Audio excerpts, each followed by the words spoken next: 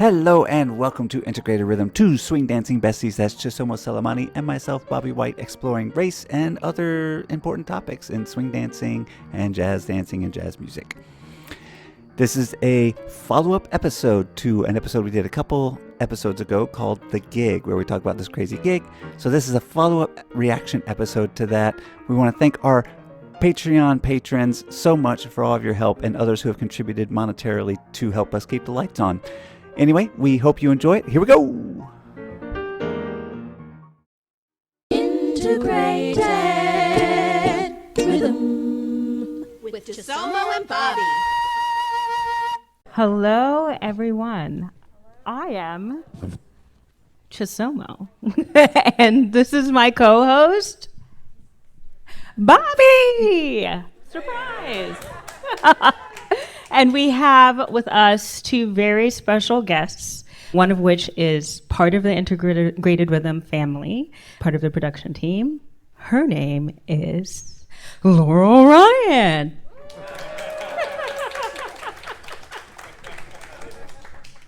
And we have a very special guest. You'll never guess who. Anthony Chen! Hello. We are Integrated Rhythm, two swing dancing besties. That's Chisomo Selemani and myself, Bobby White, navigating race and exploring race and other topics in the swing dance scene. And yeah, so we are a podcast. You can find us on all the major podcasting networks. And if you don't find us on the podcasting networks, you can go to YouTube, where we have almost all of our episodes on YouTube, because we also screen record the conversations because they almost always take place over Zoom.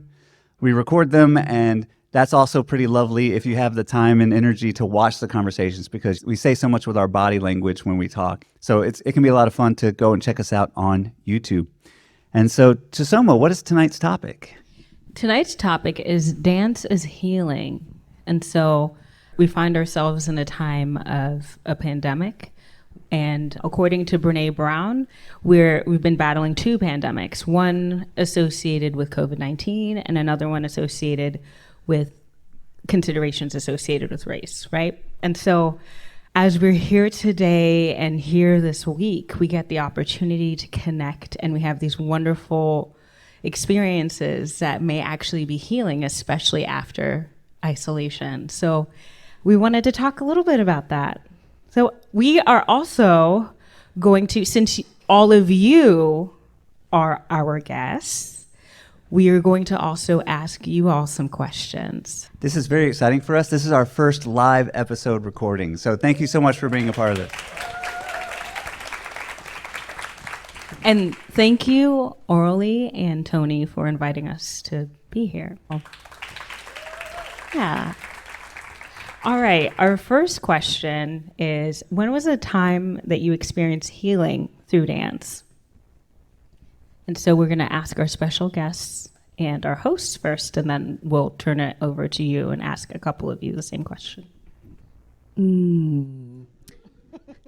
I can think of a particular moment in my life when I found swing dancing, and I felt incredibly isolated, and I was looking for community.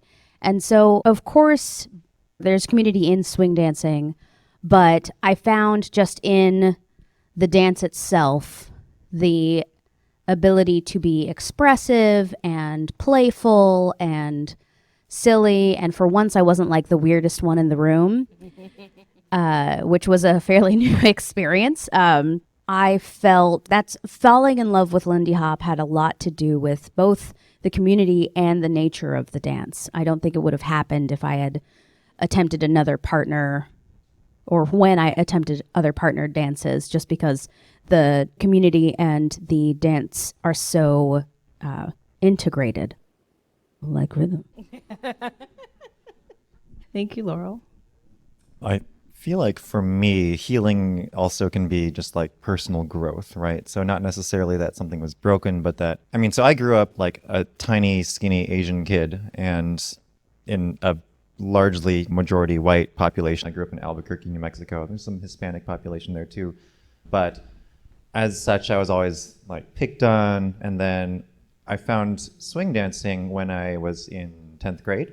And then I just really fell in love with it. It was something that I felt like I could be really good at. And then I would have friends that would come with me, and then I would teach them on the dance floor because, as we all know, we're not supposed to do that. But, you know, these are our little group of high school kids, and then we teach each other like how to do aerials. You're also not supposed to do that. But then that kind of grew into having more confidence as a kid. And so it's something that's hard to come by, especially when you grow up getting picked on. And I feel like it's funny because I haven't talked about this a whole lot until recently. Like, my mom didn't know that I've been picked on as a kid until like this past year. And then on Mother's Day, my brother and my sister and I got together on a Zoom call with my mom. And then we all just started sharing stories about how we were picked on as kids. And she's like, oh, we had no idea. And we're like, it's because we never told you, Mom. We didn't want you to worry. And so I think going from that kind of low to being able to teach and be looked upon as a mentor, I think was really helpful for confidence and growth. And I think I'm a different person because I came upon swing dancing as a kid. Yeah. Wonderful. Thank you. Laurel's story really resonated with me in the sense that I had a lot of energy and I was into creativity and stuff, and I had tried various sports and I enjoyed sports, but sports didn't necessarily enjoy me. I had a lot of friends who were like, I really like you, Bobby, but you should not be on our team. Do not. It's fine, but part of that is because, as something we might talk about a little bit later, is I had ADHD and have ADHD, and so I'm the kid who gets distracted, and you don't want the person on your team to be distracted all the time. But as soon as I found swing dancing, I found a creative outlet. I found a place where I could just wallow in my love of good music. And I found a place where other people there were very similar to me in those regards. And something I've realized more and more over the years, something that we'll probably talk about a little bit more, and as we talk about all the time on our show, is being a white kid who grew up in the South. I didn't realize how many of the things about Lindy Hop and the swing dances, all the swing dances that I loved, were part of its blackness. Like its creativity, its community, the way that you share with each other and grow, and the way that there's no rules, there's guidelines, that kind of thing, like all sorts of things. And so those things really healed. Those things really just gave me so many great outlets for who I was as a kid. So most of you here know I was born in Zambia. And being a small one in the United States, my family navigated the struggles of being an immigrant. And I love to dance. I love to move.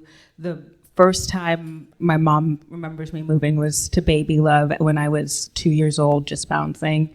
Like every time the song Baby Love came on, it was like, Baby Love. And so as I grew up, I just loved to move and dance. And since dance is part of our culture, even though we were here, I followed my mom.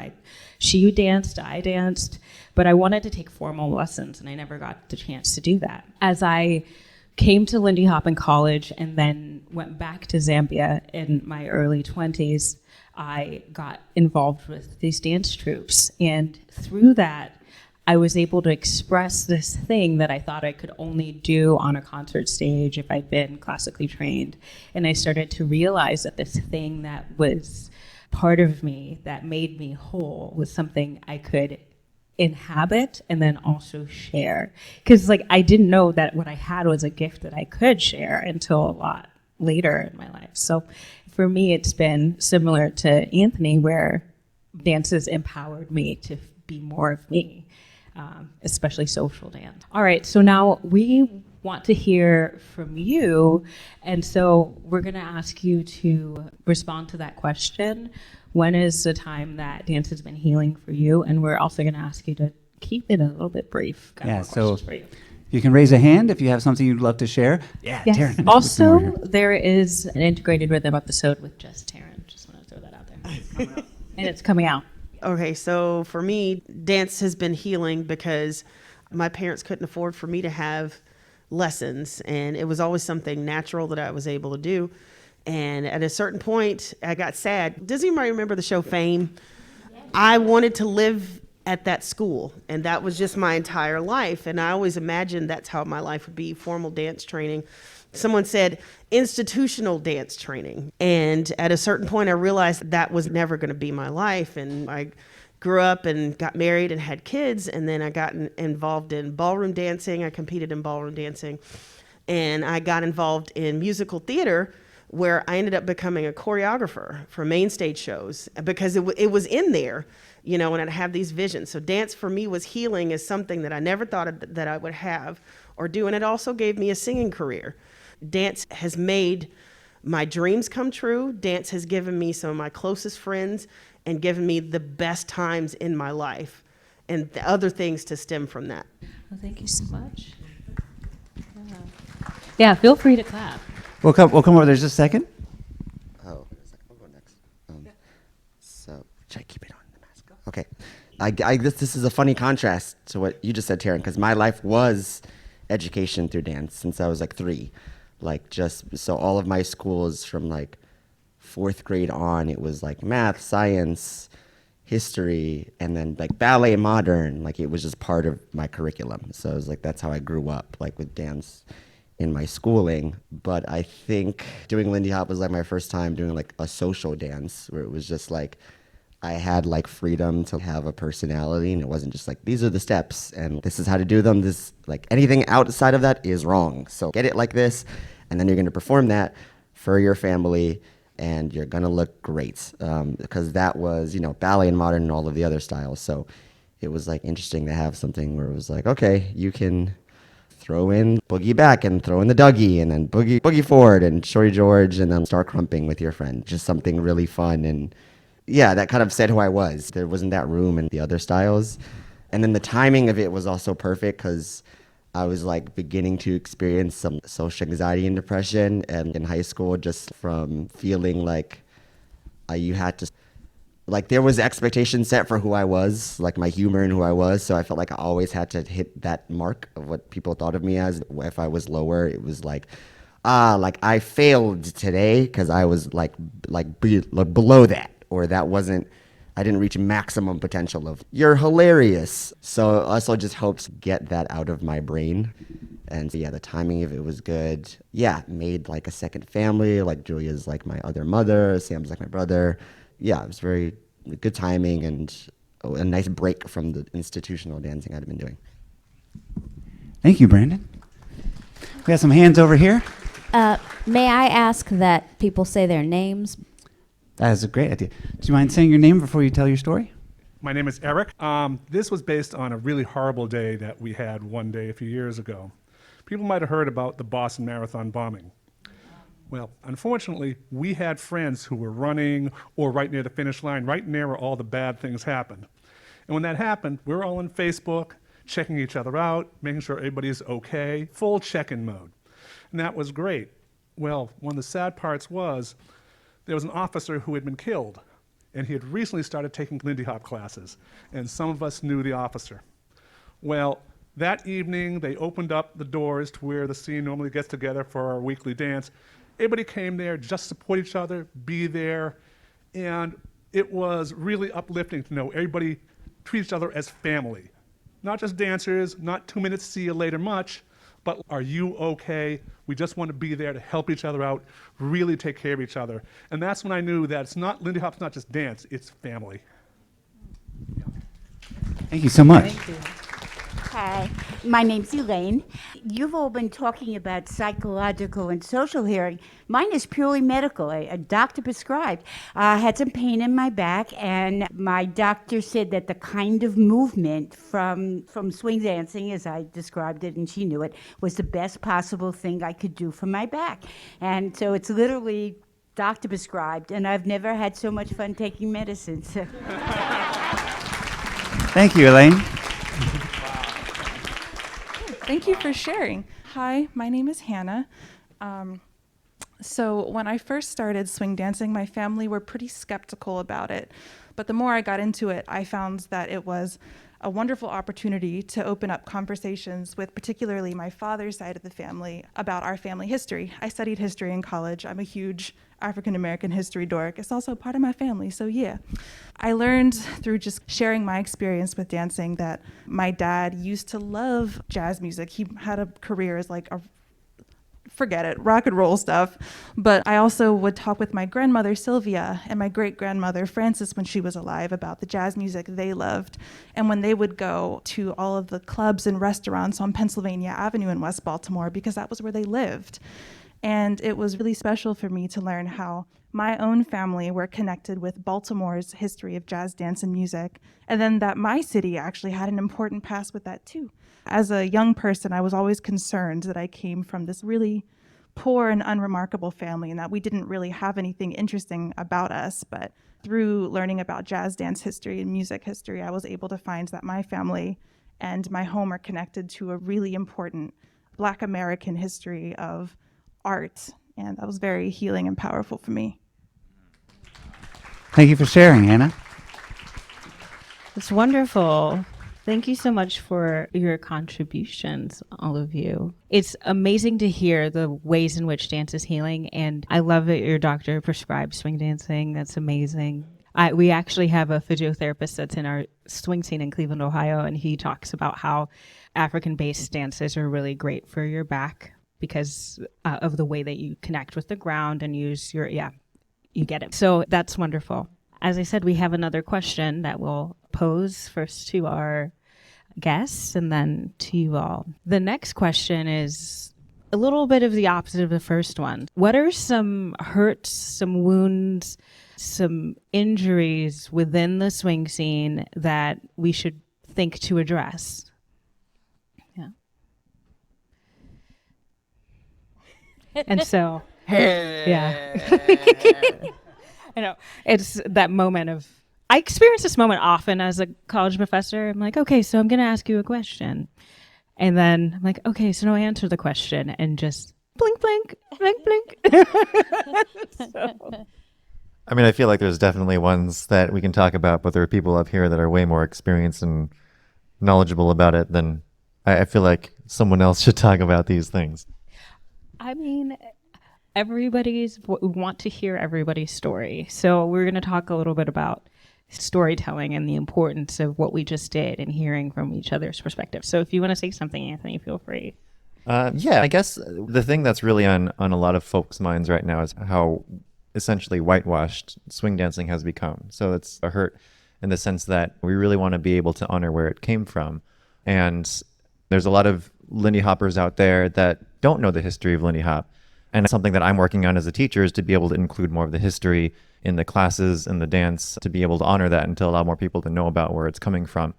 I'm not Black American myself, but I feel like the best I can do is try to, like it said, honor, appreciate, make sure that we know where it's coming from, evolve it, but also know that we're not appropriating, but appreciating, which I think often can be a difficult line to walk. And I'm constantly still trying to learn and figure out how to best do that. Thank you so much. See, I love that, right? I think we should applaud for Anthony. Well said. And I also appreciate your bravery in stepping into this, because sometimes mentioning the very obvious thing can be hard.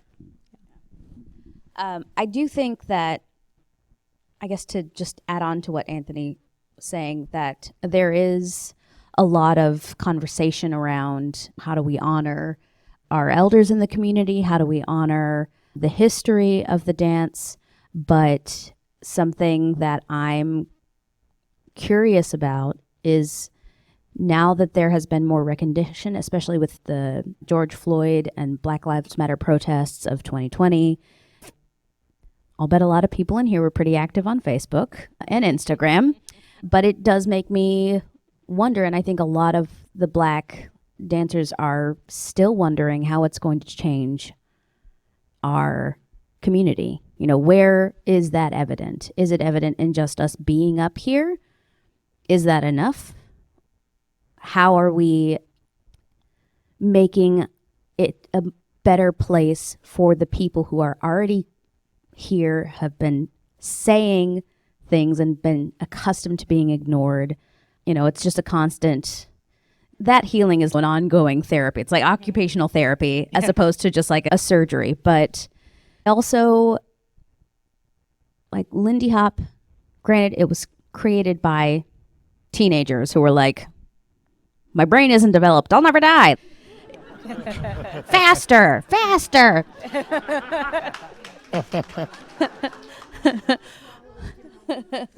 But I think as largely non-competitive and non-professional dancers. Most of us are here because we love to dance and we love the community, and it's about social engagement and dancing together. But there's still this kind of ageism, the prioritizing an athletic body type, not understanding what an athletic body type really is. And then, of course, issues within gender discrimination and the various phobias that come out. I think we're still all working on changing our language to be more inclusive. So, I mean, a lot of Lindy Hop is just a microcosm of greater society. So a lot of the things that we see out in the world affect us here, but because we're just so much more invested in it, it can be that much more painful when it doesn't change, but that much more healing when it does. Yeah. Thank you so much. And I think the scene as a whole is going through a huge, for lack of a better word, injury. We've got COVID. We've got 2 years of not having dance. We've got promoters trying to bring back, like, I'm going to put on an event. I have no idea if it's going to be able to happen, and we might lose enormous amounts of money, which we can't afford to lose. And so we have promoters taking these big risks to try to resuscitate the scene, getting it back on its feet. And who knows what the capacity is going to be like. Are only 60% of us from pre-pandemic going to be able to stick through this and be able to come back to it just because of all the things that are going on in our lives? And so in a way, like, we're at a really major, like, we're getting down to the foundation. But on the one hand, what's a little bit of something hopeful that we can take out of that is, oh, well, we can build it back stronger. Oh, okay, since we do have to build it back, now we can design and make sure that building back is closer to our ideals. Yeah. And Laura wanted to mention a thing. You were talking about 2020, the world looking at George Floyd and then experiencing the greatest civil rights movement we've seen with different countries having revolutions associated with race, and thinking about this country's history associated with race and the civil rights movement of the 1960s. We move forward, but there are things in our lives that atrophy our progression. And it's really important for us to remember we had this moment in 2020, but interestingly enough, statistics indicate that there was less support for Black Lives Matter at the end of 2020 and at the beginning of 21 than at the beginning of 2020. So we have these moments where we have seeming progression. And so some people might be like, oh, just like with the Obama administration, we're in a post-racial generation. Racism doesn't exist anymore. So as we move forward, I think it's really important for us to remember that we have to continue to have this progress. And that's for all of the things that you were talking about, right? All of the isms, like making sure that we're being inclusive across the board. And so you all did a wonderful job of tackling like racism, classism, ageism, homophobia, all the things. So I'm gonna say a different injury is, I think, our general anxiety as it pertains to participation in these things as well as participating in dance. I feel like some people are separated from themselves when we are anxious as we approach our music and our dancing. And in Zambia and in my family, not saying that any of these people or places are perfect, but something that I appreciate is this idea of encouragement to change, but simultaneous love and appreciation for where you are. So this nuanced understanding of, yes, we all need to continue to move forward together, but yes, you're also wonderful and perfect as you are today. All right, should we take maybe one or two contributions from our audience? Yeah. Hi, so I'm Deborah Huskin, and this is a really powerful question for me because when George Floyd was murdered, and I started to talk to friends of mine in the Lindy community, and I said, what's it like for you? And one in particular said, I experience that all the time. And I said, I had no idea. Why did you never say anything? And he said, because you're my friend. You know, why would I share that with my friends? You can't do anything about it.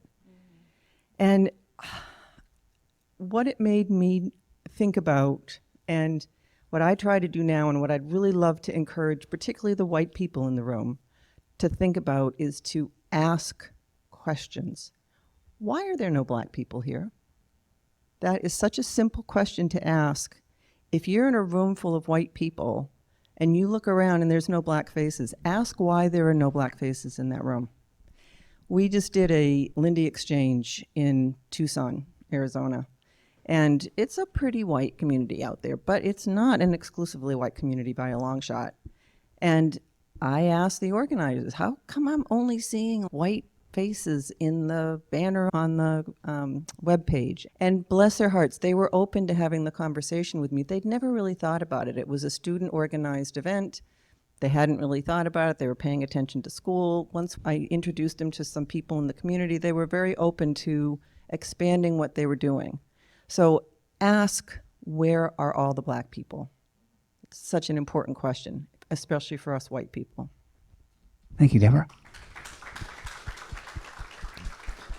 Okay, we got some other hands. Yes, please say your name and tell us your story. Hi, my name is Lee. I use they, them pronouns. It has already been brought up, but there's definitely some strides to be made in terms of being more open to the queer community, being more open to the trans community. I think even just being more open to having folks who are not women leading, or sorry, other way around. I've noticed when I go to dances, I don't frequently get asked to dance by people who don't know what role I am. And I think that's a big part of, like, when I talk to other folks in the community who are also queer and also trans, they find that they don't really get asked to dance because people look at them and they go, I don't know if that person leads or follows, I'll ask someone else. Because it's just easier. You, like, when you talked about like a banner, like silhouettes of people dancing, it's a person in a suit, a person in a dress, and it can feel very alienating sometimes. Thank you so much. Thank you, Lee.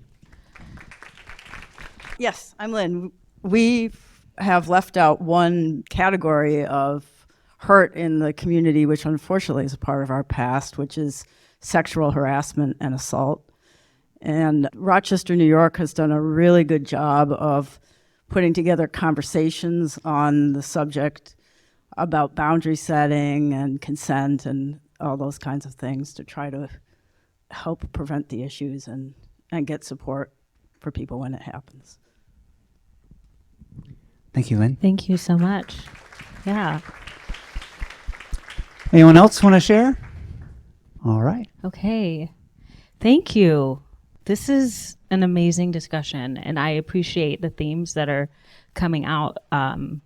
Curiosity, Deborah, I love that you brought that up, because to our friend in the back there, I know you're not completely in the back, you're in like the middle.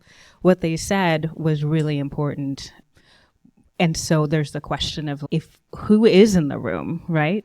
And why does the room look the way that it does? And can we be a space where everyone is welcome, where people can feel comfortable and not just erased or forgotten because it's easier, right? So speaking from my personal experience as a Black woman, it's really easy to be disregarded. And whenever you add layers of complexity to someone's identity, it's easier to be forgotten.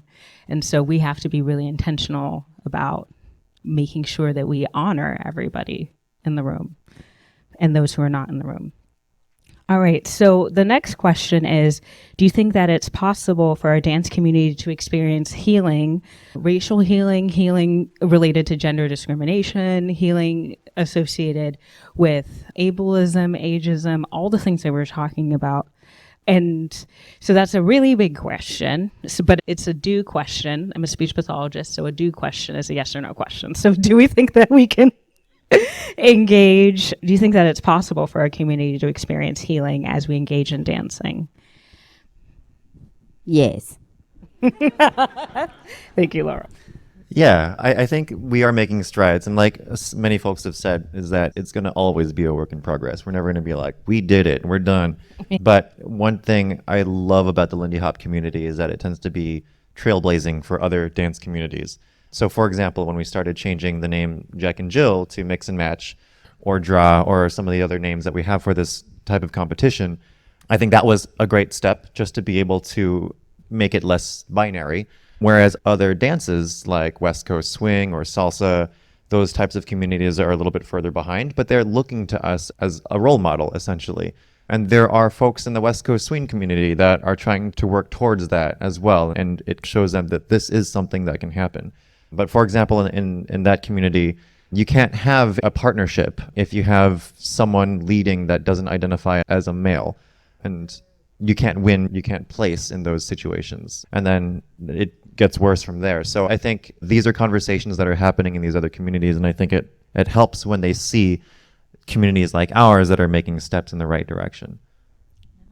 Wonderful, thank you. Yeah. And I could give some personal examples for thinking about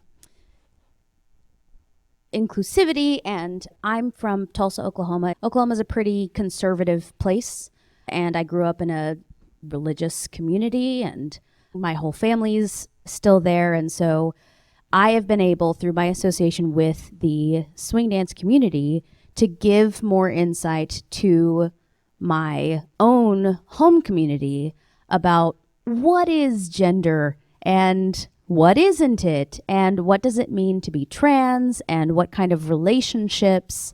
Ultimately, I've mostly been like, these people are people, and it doesn't,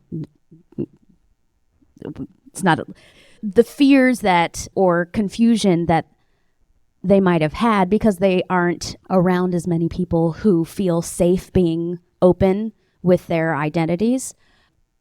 I've been able to bridge that gap for my family's sake and for the people who I know who, if they got a chance to get to know people, they would understand too, but they're just not in the same places. So that's been really gratifying on a personal level of being able to be like, okay, I hear you, but I have a friend who is a trans man, and he and his husband are having a grand time, and they're swell people and will help a friend in need. So, you know, things are fine, and we should protect them, you know? There's that. And then I've also been able to have conversations about race with white friends in the dance community who, when they first learned the term white privilege, it's hard to hear, but I think because our community as a whole is open to change and is more progressive than a lot of other dance communities, as Anthony mentioned, there are more people around them who are open to those conversations. And so then they feel freer to ask me, like, so is it really that bad? And I'm like, yes, sit down. Something that was really beautiful to see was in my classes, just a couple years ago, I just decided to think, you know what? Everyone's going to lead and follow at least a little bit in every class. There's no reason not to. You can learn so much about dancing by doing the other role for a little bit. There's just everyone's going to do it. And it was really beautiful to see some of the people in the class be like, you know, like, okay, so now let's change roles. And they're like, And like the first minute is they're looking uncomfortable. And then 5 minutes later, they're just like, To see that, yes, there was a wall there, but that wall was really fragile. It's really hard if you come at it from one angle, but if you come at it from another angle or something like that, it just shattered really quickly. And I know there's a lot of walls that we got. And that one didn't shatter a whole lot of wall. That just shattered that one wall about comfort in taking on a different role than you expected yourself to want to do. But it was a moment where I saw a wall break relatively quickly, and everyone was much happier for that wall having broken down. Yeah. I was going to say, feel free. Absolutely. And one of the things I love about what you just said, Bobby, and what you said, Laurel, was this idea of exposure to something different, right? Exposure to a different perspective. I'm going to tell you a thing, and it's going to all make sense in a second. So welcome to my circular talking. Bobby and Laurel laughing because they know me. I'm part of this program at my university, and this last week, it was kind of perfectly timed. We had this topic of dance is healing for a while, but then I ended up being in this training, and I was like, oh my gosh, I have to share this with Beantown. The training was to develop a truth, racial healing, and transformation campus center. And one of the core principles with this are racial healing circles. And as part of the training, we all had to participate in one. And these were specifically designed by a person named Dr. Gail Christopher. And so we go through this racial healing circle, and the first question that we're asked is like, what was something, and we're gonna answer this question, what's something that made you smile, a memory where you had to smile really big, or that made you smile really big or laugh? And we broke up into dyads and shared our stories. And so what you're supposed to do in this moment is one person shares a story, the other person is just listening, not saying anything. And then the other person shares their story, and the first person just listens. Then you come back to your group. And then the next question was, when was a time that you encountered your own bias, privilege, and so on? And we did the exact same thing. Shared story, that's it. So in that, you realize there's not any conversation. So we go through that, and that was essentially the racial healing circle. And the question is, at any point in time, did I talk about race in that racial healing circle? I didn't.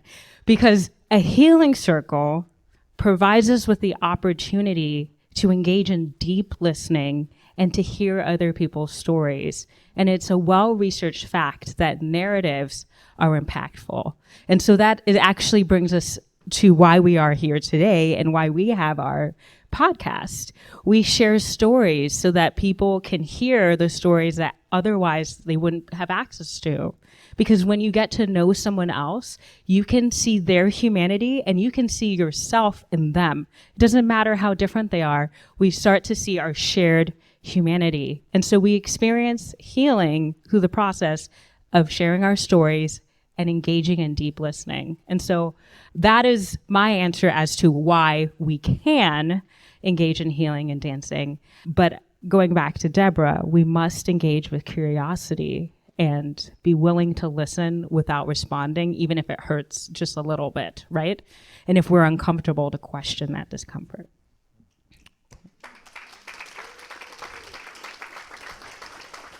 All right, so our next question is, what are ways in which dancing can aid health and wellness?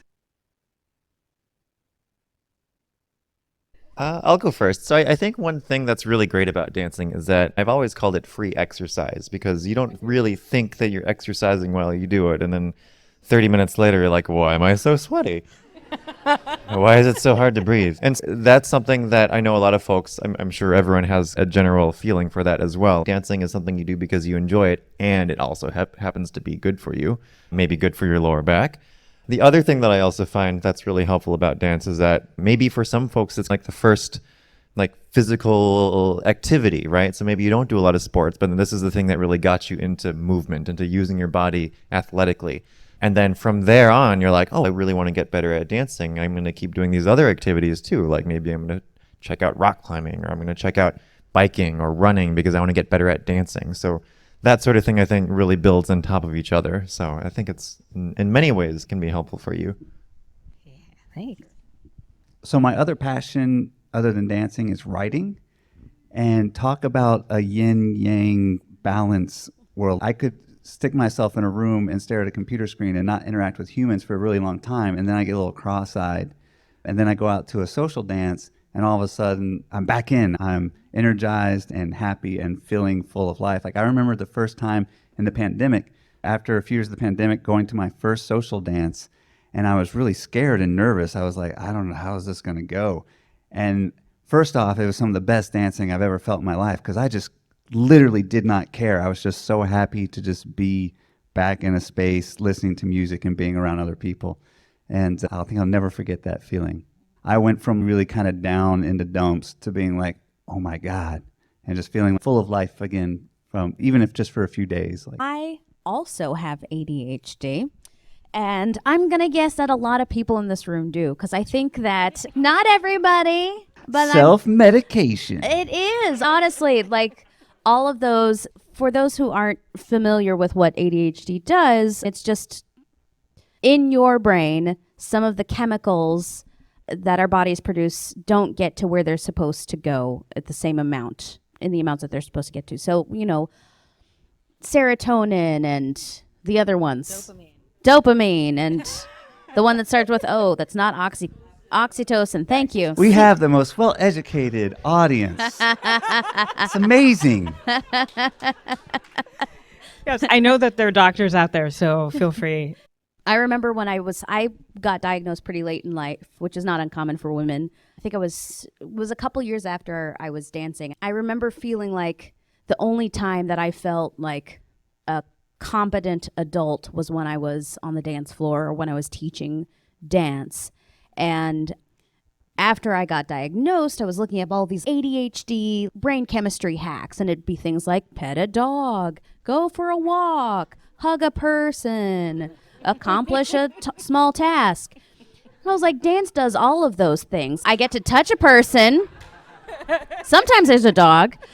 I'm accomplishing the task. I'm problem solving in the moment of what is this? What am I doing with my body?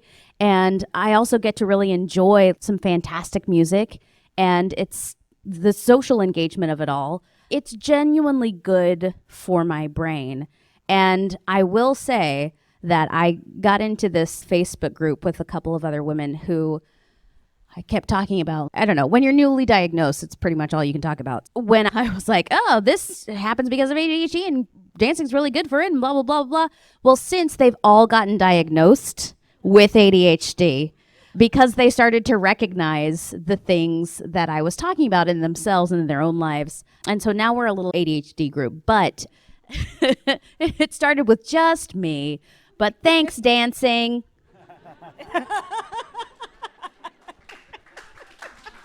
Sorry, I needed a second. Thanks, dancing. I love that. I had surgery last year, and it was supposed to be minimally invasive, ended up being maximally invasive. And before I had surgery, I was just in a lot of pain. I probably wouldn't have been moving much at all last year had I not been asked to teach some African dance classes. So that helped me move in a time when I was in a lot of pain.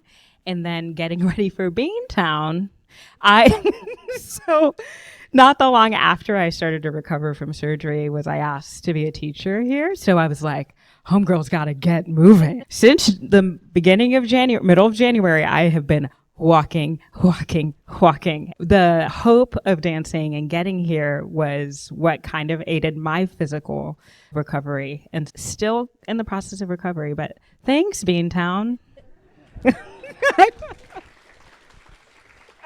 All right, our last question is, remember I said that we'll get an opportunity. Oh, Gail, you have a question? No, I just want to add that motion is the lotion. Motion is the lotion. Oh, yeah, motion is the lotion. So it's like a massage, right? Thank you. Yes, I love that. Thanks. All right, so here's our time to do the question about smiling hard and laughing big. So describe a moment since the pandemic and swing dancing that made you laugh or smile big. So this one time at another event, I watched this performance that ended in a proposal.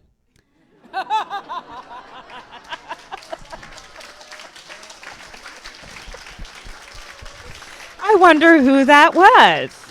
Wait, that should be mine. That's my answer. Yank.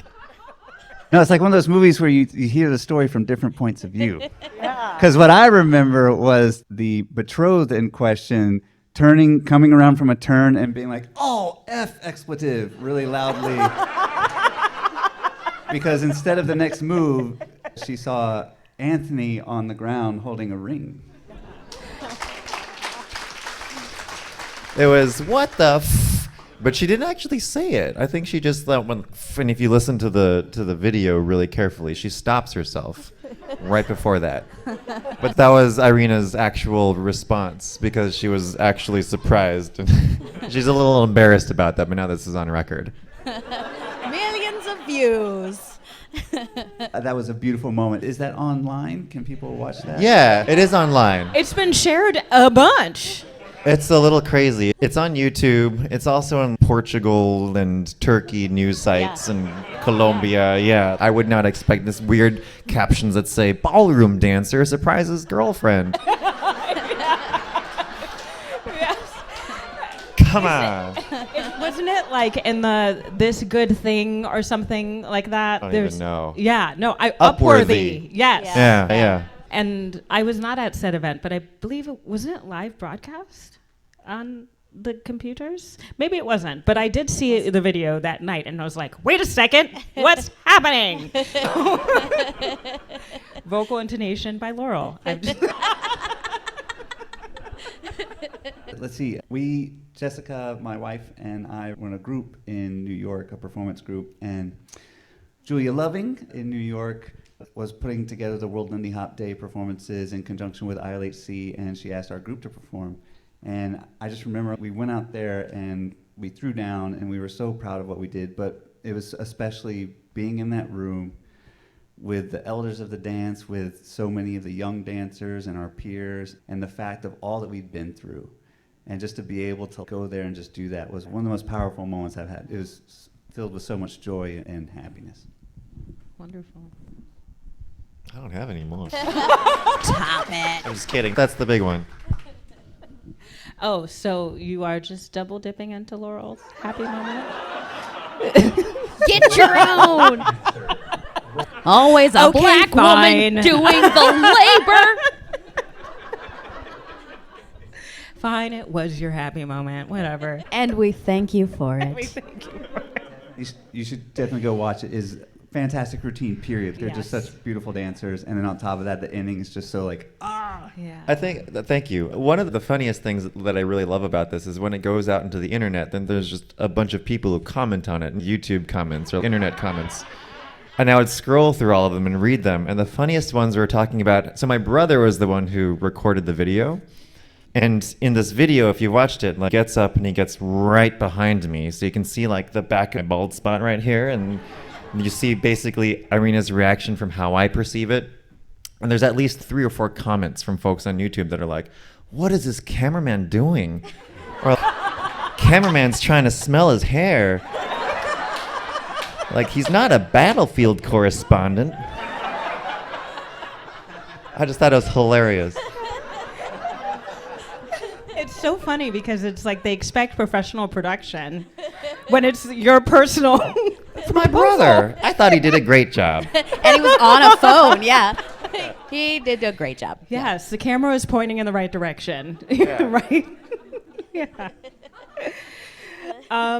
So I wrote this question knowing that I really haven't done much dancing in the last 2 years. So this is going to be interesting. I would have to say a moment that made me laugh hard and smile big was actually last night here at Beantown. And it featured our very own Laurel Ryan. What? And Christian Fromalt. They were having so much fun, just being silly and enjoying the music, enjoying each other. And I was reminded in that moment that while it's good to enjoy getting technically excellent, perfection doesn't ultimately matter. Creativity and artistry are beautiful, and that comes from the essence of who we are. And so I got to see that, and it just helped to dispel some of my fears and some of my imposter syndrome. And then I also had a moment with Laurel on the dance floor where we were just being silly, and I was like, oh my goodness, what if people see me being this silly? But I was like, you know what? It doesn't matter. This is great. This is what we're doing in this moment. Thank you. You're welcome. Yeah. I think we're... Yeah, perfect timing. Yeah, we're just about out of time. But thank you so much for being an engaged live studio audience. Kudos to you.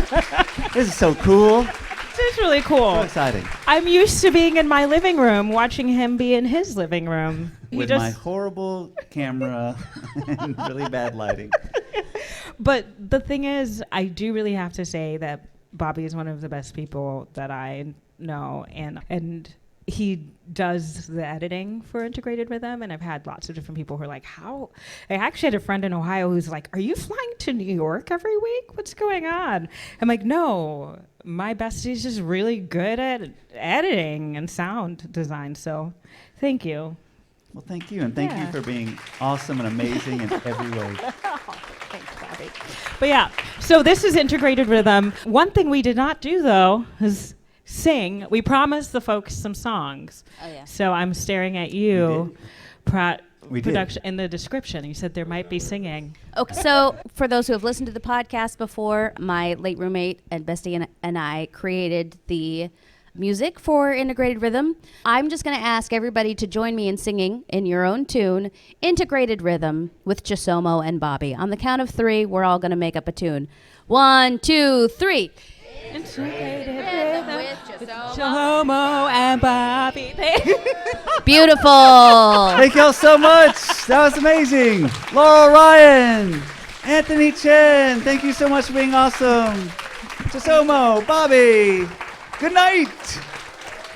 Thank you for Tony and for Evan on the sound. Thank you so much. Yes. And thank you to Beantown. Thanks, Beantown. And also, thank you our elders for whom this would not be possible.